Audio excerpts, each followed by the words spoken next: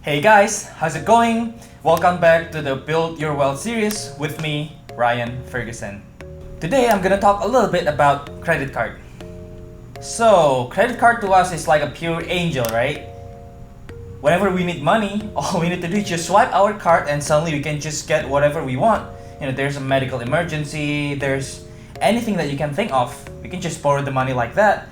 And on top of that, some credit cards even give 5% rotating categories cash back for you borrowing money from them. Wow, what an angel, right? Okay, that's not all though.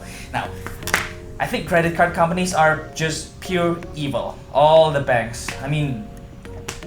Yeah, they're there to make money, right? But again, think about this. When you loan credit card, when you borrow money using credit cards, you're actually paying a crazy amount of money. You're paying over 25% interest on them. That's a lot of money, guys. That's a lot of money that you use for nothing. Okay, 25%, a quarter of your balance every single year. Imagine if you carry that for the rest of your life. How much money would you have paid to the bank? With that, let's go to point number 1.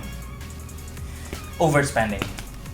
So when I first got my credit card, my plan was to just purely build my credit score and to only touch my credit card whenever whenever there's an emergency, maybe medical or car breaks down or anything like that. But then comes Black Friday. And guess what? There's a TV that I've always wanted. It's on sale and I went out and got it. What did I say to myself?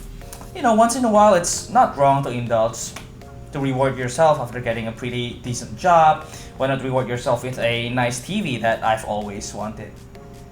And I owned the TV for 1 or 2 months, and then I feel like the audio quality was pretty okay, but I spent a couple of thousands on a nice TV. Why not spend 1 or 2,000 more on a nice home theater system?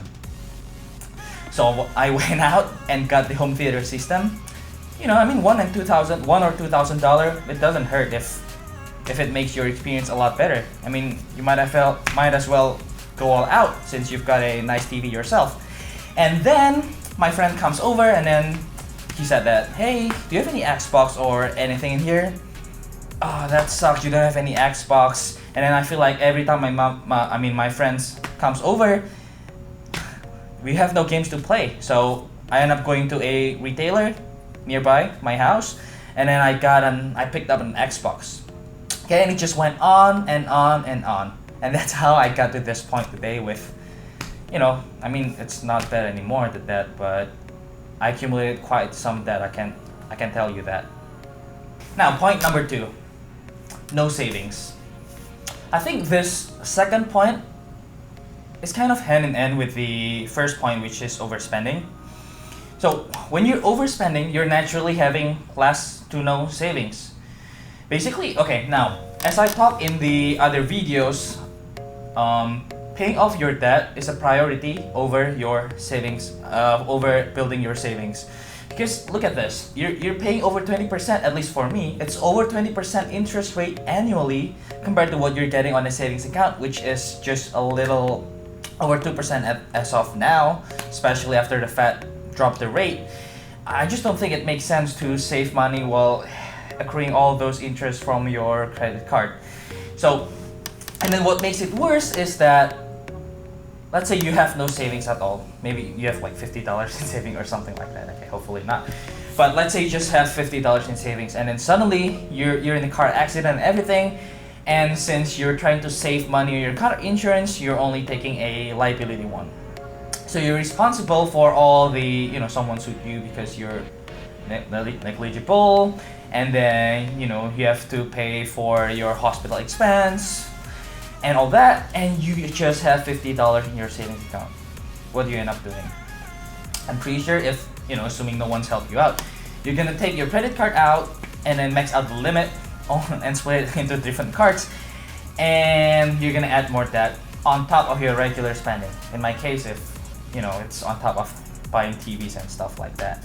And if that kept on going, there's no way you're gonna build wealth. All you're doing, as long as you have that, all you're doing is basically paying to the banks which makes them richer, not yourself, but the banks. Now, here comes point number 3, reducing your potential net worth. Now, for those of you who are familiar with the concept time value of money, you guys will know that $1 today is worth more than $1 tomorrow. And if we have a lot of credit card debt, there's no way we can start saving today. So your savings, if you say you're gonna start saving 10 years later, that's gonna be worth way less than if you're starting to save or investing today. I myself view life as a long-term marathon. So this credit card debts, this unnecessary spending, eating out in a very high-end restaurants or getting TVs just like I did, Xbox, all those nice home theater system, it's all like a mud. Imagine you're in a long-term marathon and there are muds holding you off.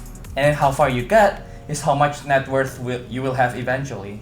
If you kept on getting stuck in this muds, I think it's kind of hard to be far ahead. What I'm trying to say right here is let's pay off our debt as quickly as possible.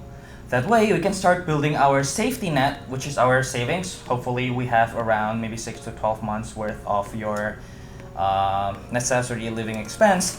And then with that, if anything happens, if there's any emergency or any kind of emergencies, you're gonna have the money to cover that emergency instead of having to taking out your credit card and paying those 20+% interest rate. And then on top of that, you can invest comfortably. You can put a lot of money in stocks knowing that you have this savings. And then let's say the stock market crash, you don't have to take out this low